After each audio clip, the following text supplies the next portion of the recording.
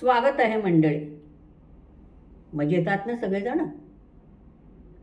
आजच्या भागामध्ये आपण एका संस्कृत सुभाषिताचा अर्थ पाहणार आहोत. प्रथमतः आपण सुभाषित पाहूया. उद्यमेन हि सिद्ध्यन्ति कार्याणि न मनोरथैः न हि सुप्तस्य सिंहस्य प्रविशन्ति मुखे मृगाः. आता आपण त्याचा अर्थ बघूया. उद्यमेन म्हणजे उद्योग केल्यानेच, प्रयत्न केल्यानेच. या ठिकाणी हीचा अर्थ च असा आहे. म्हणजे प्रयत्न केल्यानेच कार्याणि म्हणजे कामे सिद्ध्यन्ति सिद्धीला जातात किंवा संपूर्ण होतात.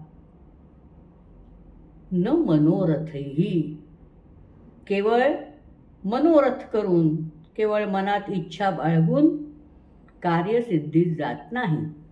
आता हे सुभाषितकारांनी एक वाक्य लिहिलं, पण हे वाक्य पटवून दिलं पाहिजे म्हणून एक खालच्या ओळीमध्ये दृष्टांत दिला, उदाहरण दिलं. कोणाचं? नहि सुप्तस्य सिंहस्य प्रविशन्ति मुखे मृगाः. सुप्तस्य सिंहस्य, सुप्त म्हणजे झोपलेल्या, सिंह म्हणजे आपण मराठीत सिंह ज्या अर्थी वापरतो तोच. झोपलेल्या सिंहाच्या मुखे म्हणजे तोंडामध्ये हरिणे मृगाः न हि प्रविशन्ति प्रवेश करीत नाहीत. असं दिसतं का आपल्याला की सिंह झोपला आहे आणि हरणं त्याला आपणहून त्याच्या तोंडात प्रवेश करतायत? तसं होत नाही. तर तो जरी कितीही म्हातारा झाला तरी त्याला आपलं भक्ष्य मिळवण्यासाठी, आपलं कार्यसिद्धीस नेण्यासाठी त्याला प्रयत्नच करावे लागतात. त्याप्रमाणे आपल्याही आयुष्यामध्ये प्रयत्न केले तरच आपली कामं पूर्ण होतात.